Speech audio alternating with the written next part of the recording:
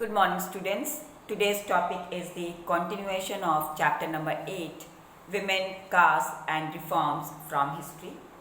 And today I will discuss to you two topics. Number one is changing the lives of widows, and number two is girls begin going to school. Okay?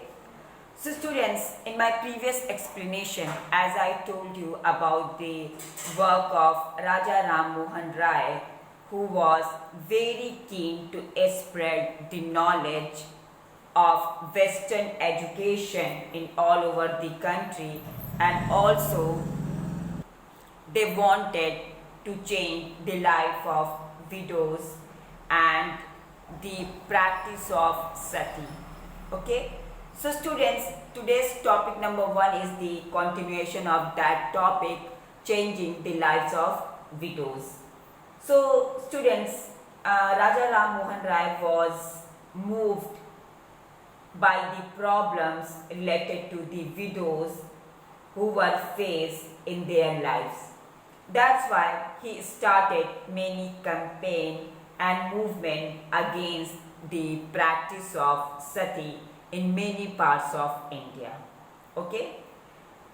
Student, as you all learned in your previous classes about the life of the Raja Ram Mohan Rai, so Raja Ram Mohan Rai was a scholar and expert in Sanskrit, Persian and several other Indian and European languages. That's why he tried to show through the writing related to the Indian text or related to the ancient text or our Old Testament. Students, here the meaning of Old Testament means like Rig Ved, Yajurved, Samved, Atharved, Gita, Ramayana and Mahabharata, and they wanted to show that there is no any point written related to the sati pratha or widow burning with her husband. Okay? And students, in the starting of 19th century, also had begun to criticize Indian traditions and custom which were prevailed in British India. Okay? And they were also the follower of Raja Ram Mohan Rai points of view and whatever change they wanted to bring in India. That's why they all willing to listen Raja Ram Mohan Rai, who was reputed to be a learned man among the Britishers. And finally, due to the effort of Raja Ram Mohan Rai and also British officers, finally in 1829, sati was banned. Okay?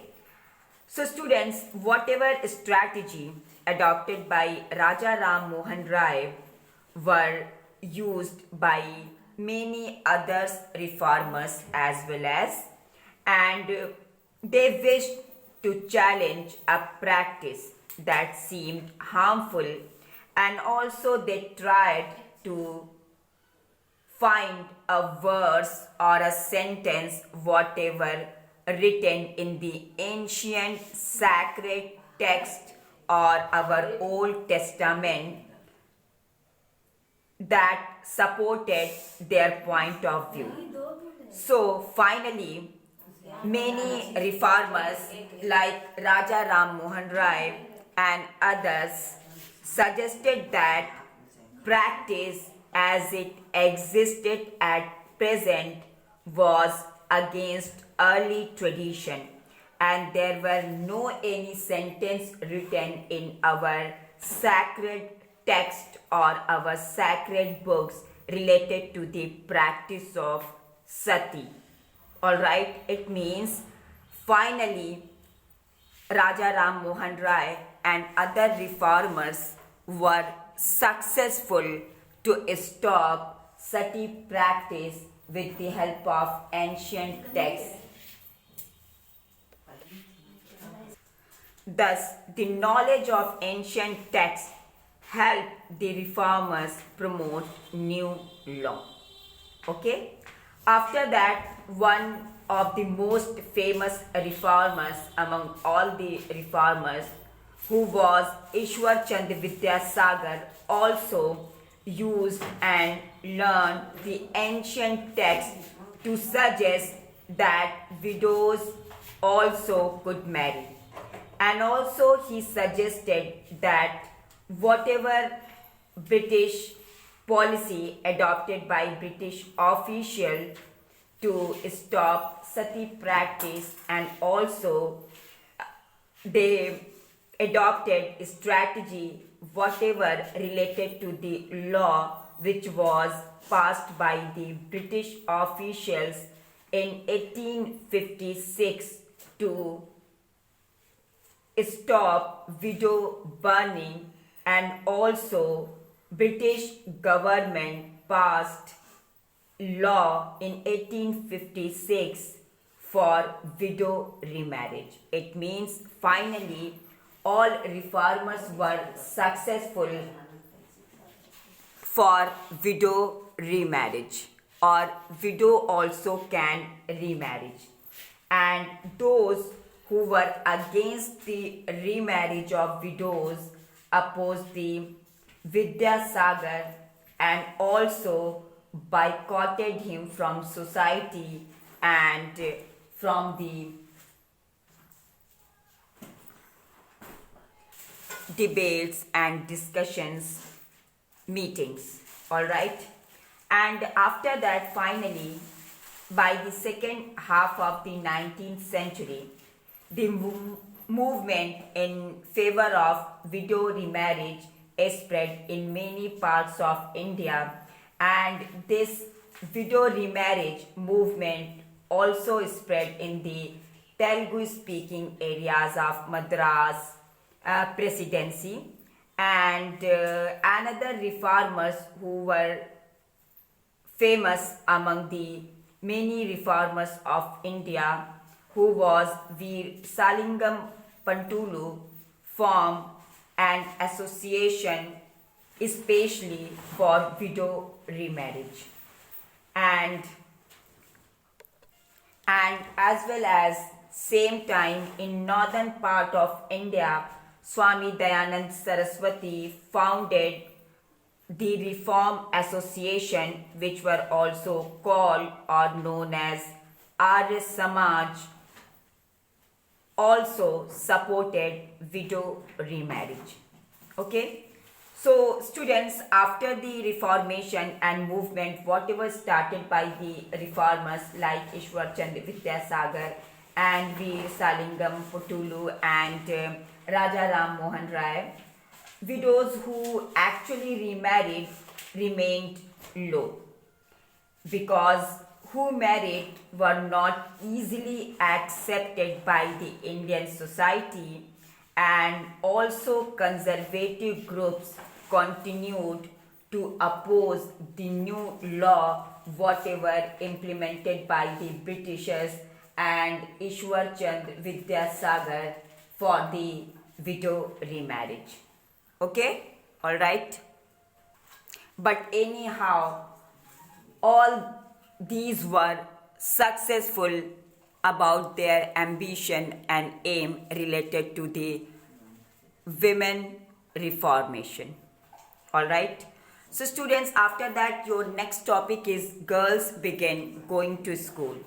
As I told you in my above topic and above explanation that many reformers like Raja Ram Mohan Rai, Ishwar Chand Vidyasagar, all these reformers were also in favor of women education, and also they wanted to educate girls, especially necessary language and writing in order to improve the condition of women. So finally, in addition, Ishwar Chand Vidyasagar set up a school especially for girls in Calcutta, and also many other reformers opened school especially for girl child in Bombay. And when the first school were opened in the mid 19th century, many people were afraid of them. So students, one question will arise here, that why number of people still were against the girls' education or women education, and why they were feared. So students, answer is they were all feared because if a school would take girls away from home and prevent them from doing their domestic duties. And they were feared because girls had to travel through public places in order to reach school. And many people felt that if this would have a corrupting influence on them, and also they felt that girls should stay away from public spaces or from crowded areas only for the point of view of their protection, because they were all afraid totally to take the security of the girls, especially in men dominated society. So students, throughout the 19th century, most educated women were taught at home by liberal fathers or husbands. And sometimes you know very well that women taught themselves. And students, I think you all well known about the name of Rashundari Devi. She was one of those among all the women whose secretary learned to read and write in the light of candles at night. So students, on the basis of above example, now you can understand very clearly that how women were aware about education in the British era, and all the women and girls wanted to read and write and learn something new. Okay? So student, after the 19th century or in the end of 19th century, many schools opened especially for girls, and one of them school for girls were established by Arya Samaj in Punjab, and after that by Jyotirai Phule in Maharashtra. And on the other hand, in high society Muslim households, family who were living in North India, women started to learn to read the Quran in Arabic. And also they were taught by women who came home to teach them, because women girls were also not allowed to go outside for anything without men. Okay? And among all the Muslim reformers, Mumtaz Ali reinterpreted verses or researched the verses or researched the lines from the Quran and started argue for women's education among the Muslim society and among the Muslim people.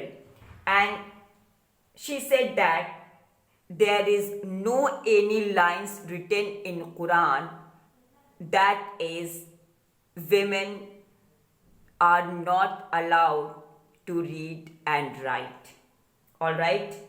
And finally, the first Urdu novels began to be written from the last era of 19th century.